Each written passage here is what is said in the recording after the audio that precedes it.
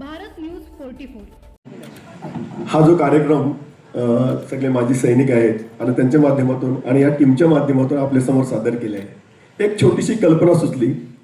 एक छोट्याशा जिंदगीमध्ये थोडंसं घरी टीव्ही आला आणि टीव्ही आल्यानंतर संध्याकाळी घरी बसल्यावर ज्या वेळेला काश्मीरला सैनिक शहीद होतात बघितले त्यावेळेला खूप राग यायचा आणि खूप राग यायचा आणि असं वाटायचं का AK-47 जाऊन मारावं असे लोकांना अशी एक कल्पना त्यावेळेला सुचायची आणि खूप राग यायचा आणि राज्यकर्त्यांचा पण खूप राग यायचा। कारण हे का मी बोलतोय तर मी 2 पुस्तकं वाचली होती। एक विजयाचे वारस आम्ही प्राध्यापक वसंत कानेटकरांचा, खूप लायब्ररीचं वाचन करायचो। त्या पुस्तकामध्ये विजयाचा वारसमध्ये असं आलं होतं की बाप सैनिक, मुलगा सैनिक वैमानिक तो मरतोय आणि त्याची जी मिसेस असतो तिला जो मुलगा होतोय तो छोटासा असताना सांगतो का मला सैनिक याच्यामध्ये जायचं आहे आणि एअरपोर्टमध्ये मला वाटतं याची ड्युटी निभवायची आहे। अशा प्रकारचं ते मराठी पुस्तक होतं। त्यानंतर मला वाटतंय माझ्या वाचण्यात हिटलर आलं। हिटलरचा मराठी अनुवाद वाचला तर हिटलरनं काही चांगलं केलं अशातला भाग नाही, पण त्यानं जे काय धाडसी निर्णय घेतले ते मला थोडेसे खूप ते वाटलं का हिटलर हा ऑस्ट्रियन नागरिक होता आणि त्यानं जर्मनीसाठी काम केलंय आणि जर्मनचा शहानशाह बनला।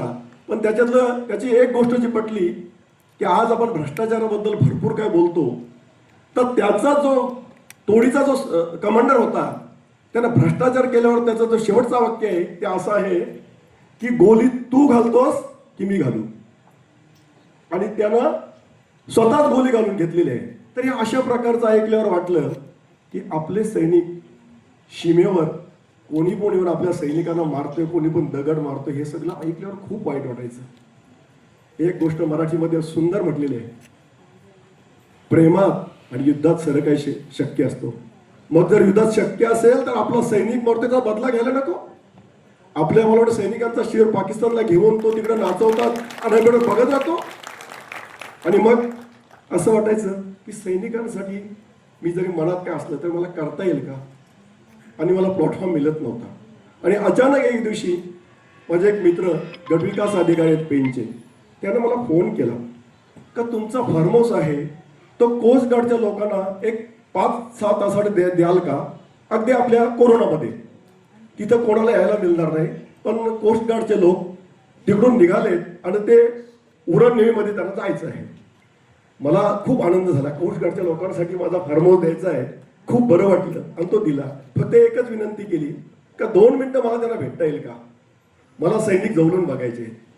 सैनिक सीमेवर बघतोय, याच्यात बघतोय, आज माझ्या तिथे येतात तर मला बघायला मिळेल का, कोरोना असल्या कारणानं तर सांगितलं नाही तुम्हाला बघायला मिळेल, कमांडर तुमच्याशी बोलतील, तुम्ही बाकी कोणाला आणू नका। मग मी तोंडाला पट्टी लावून वगैरे गेलो, त्यांनी पट्टी काढायला सांगितली आणि त्यांना सल्यूट मारला, त्यांना खूप बरं वाटलं। त्यांना एकच विनंती केली का मी काय एवढा मोठा नाही पण मला सैनिकांना मदत करायची आहे, मी काय करू शकतो। मग त्याने मला सांगितलं तर तुम्ही अलिबागला एक सैनिकांचं स्कूल आहे, ऑफिस आहे आणि तिथं शहीद सैनिकांच्या कुटुंबियांना मदत केली जातोय। आणि ज्यावेळेला मी माझा मुलगा वगैरे त्या ठिकाणी गेलो आणि ज्यावेळेला ऑफिस बघितलं तर खूप म्हणजे असं वाटलं की आज हायफायमध्ये आम्ही राहतो आणि आमचे सैनिक कशा मरतात, तुटक्या मोरक्या खुर्च्या बघितलं आणि खूप वाईट वाटलं। पण त्याला न करता मी सांगितलं की मला सैनिकांना मदत करायची आहे, तर माझा वाढदिवस आहे, वाढदिवस मला खर्च नाही करायचा। मग मी पहिल्यांदा सैनिकांना 5 लाख रुपयाची मदत केली, तिथून जो पर्व सुरू झाला। तर हा प्रकार सतत मला वाटते 2025 परत करत असता वेळेस एक इच्छा होती की माझ्याकडं पॅरामिलिटरी फोर्सचे मुंबईचे जवान काही या आपल्या पनवेलमध्ये स्थानिक होण्यासाठी ते फिरत होते आणि ते माझ्याकडे नेमकीच आले। त्यांना सांगितलं की आम्हाला या ठिकाणी एक जमीन घ्यायची आहे, तर कशा प्रकारे जायचं। तर मी त्यांना सांगितलं तुम्ही कोणाच्या माध्यमातून जाऊ नका, तुम्हाला मार्गदर्शन माझ्याकडून थोडं असलं तरी घ्या। मग त्याने त्याला विचारलं तुमची कॅपॅसिटी काय, तर त्याने कॅपॅसिटी काय जास्ती काय आमच्याकडे ऐकत नाही आहे, 15-20 लाखापर्यंत आम्हाला घर कसं बसेल अशामध्ये ज्यावेळेला त्यांनी सांगितलं। आणि मग मला वाटलं की त्यांना सांगितलं तुम्ही कुठल्या सुद्धा याच्यामध्ये गुंतवणूक करू नका, तुमची पुंजी ठेवा, आपण 1 वर्षात भेटूया आणि भेटल्यानंतर मी निश्चितच तुमच्या प्लॅन सोबत काम करीन आणि कमीत कमी अर्धे किमतीत तुम्हाला कशी घरं पडतील अशा प्रकारचं एक काम करीन। त्यांना पण ते खूप आवडलं. आणि अचानक एक दिवशी मला वाटतंय चन्ना साहेबांचा मला फोन आला, मी असं बोलतोय. तर मी बोललो, साहेब मी तुमच्या कुठं आहात तिथे येतोय. ते मला ओळख सैनिकांनी सांगितलं, मला बाकी काहीच नको होतं. आणि सैनिकांच्यावर सांगितल्यावर नाही म्हणतं मीच तुमच्याकडे होते, मला ॲड्रेस पाठवा. तर मी माझ्या पेट्रोल पंपावर बसलाच होतो ऑफिसमध्ये, त्याला ॲड्रेस पाठवला.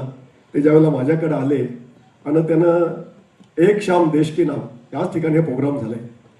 आणि त्या प्रोग्रामसाठी ज्यावेळेला त्यांनी मला सांगितलं की तुम्ही आम्हाला काय मदत करू शकता का, तर माझ्याकडे सैनिकाला बघितल्यावर माझं अंग अगदी तुम्हाला सांगतो अक्षरशः म्हणजे ते न सांगता असं वर्णन होतं. त्या प्रत्यक्ष सैनिक तो बघता वेळेला त्यांना बघितलं मी आणि वाटलं. तर मी एकच बोललो, त्यांचं हिंदीमध्ये होतं, आपको कितना चाहिए.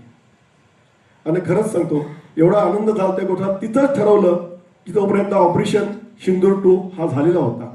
आता ऑपरेशन सिंदूर 2 झालेला होता तर मी चन्ना साहेबांना सांगितलं की हा ऑपरेशन सिंदूर 2 कार्यक्रम पनवेलमध्ये आपला करायचा आहे. त्यासाठी तुम्हाला कुठं जाण्याची गरज नाही. आता हे तुमच्यासमोर मी का बोलतोय मित्रांनो, मला वाटतंय एक 20-25 वर्ष हा छोटासा पाकिस्तान देश त्यानं प्रत्येक वेळेला 2-4 अतिरेकी आला का आपला भारत हा हादरून जायचा. बॉम्बस्फोट येते तुम्ही आम्ही सगळ्यांनी बघितलं. माझ्यासारख्याच्या मनात काय यायचं, मला वाटतं मुंबईचा हल्ला बघितलं, सगळं बघितलं. आणि एक कीव आली की राज्यकर्ते, मला वाटतं छत्रपती शिवाजी महाराजांनी जे काय मला वाटते कशा प्रकारचं काम केलंय. मी टकमक टोकावर जाऊन आलोय. जर चुकीच्या माणसाला टकमक टोकावर खाली टाकायचं काम त्यावेळेला शिवाजी महाराजांनी केलंय आणि ते आमच्या राज्यकर्त्यांना जमू नये. तर मला वाटतंय पाकिस्तानची एवढी आपण काय केली होती. पण ऑपरेशन सिंदूरमध्ये पहलगाममध्ये जे आपले 26 मला वाटतं भारतीय नागरिक शहीद झालेत त्यांना मी नमन करतोय. पण त्यांच्या शहीदानं या देशाला अशी ओळख करून दिली. तुम्हाला पटलं तर तुम्ही निश्चित बोला. ही ओळख अशी आहे की बघा, मला वाटतंय ऑपरेशन सिंदूरचा हा प्रोग्राम झाला, 26 शहीद झालेत. पूर्वीचे पण राज्यकर्ते होते, आताचे पण राज्यकर्ते.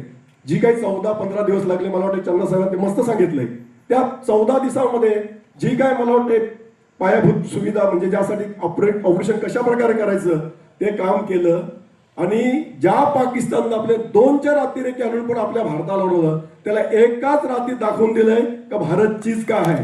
म्हणून मी हा ऑपरेशन सिंदूर कार्यक्रम आपल्या इथं व्हावा, तुम्हाला मला तो सगळ्यांसमोर यावा. आज भारताची ताकद तुम्ही दाखवून दिली. भारताची ताकद पाकिस्तानात सगळ्या जगालाच कळली आहे. जर तुम्ही हा केला तर त्याला आरेला कार्य करण्याची आपली ताकद आहे. आणि तशा प्रकारे ताकद दाखवली. 4 दिवस चन्ना साहेब केले. अजून जर 4 दिवस जर आपण त्यांच्यावर प्रयत्न केला असता, अजून 4 दिवस, तर पाकिस्तान जागेवर राहिला नसता. एवढंच बोलतोय. कदाचित मी जास्त बोलतोय, मला क्षमा करा. अशाच नवनवीन अपडेटसाठी बघत रहा भारत न्यूज 44.